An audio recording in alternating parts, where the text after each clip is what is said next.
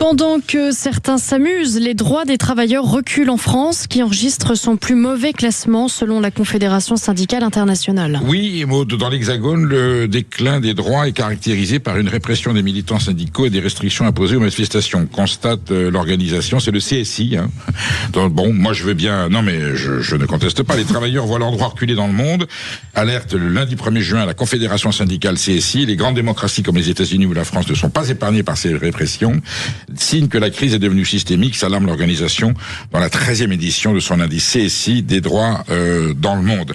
L'édition 2026 révèle que la crise des droits des travailleurs ne se limite pas à quelques cas marginaux, elle est désormais au cœur même des démocraties, a commenté Luc Triangle, secrétaire général de la CSI. Il dénonce ainsi une attaque coordonnée contre la démocratie, un coup d'État des milliardaires soutenu par les dirigeants politiques.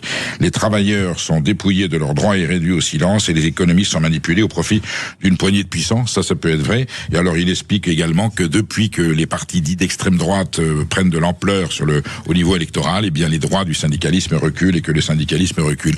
Je pense pas qu'on ait attendu tous ces phénomènes. La syndication moyenne en France est de 7,1. Ça veut dire que c'est plutôt les syndicats qui n'ont pas donné d'eux une image de défenseur de la classe ouvrière et que certains ont peut-être eu quelquefois des comportements qui ne poussez pas les salariés à leur faire confiance. Voilà, faut rétablir. On en fera une émission avec un spécialiste. On invitera un syndicaliste. Voilà, le CSI est un organisme, j'allais dire plutôt respectable, mais alors là, cette description et cette analyse me semble profondément contestable.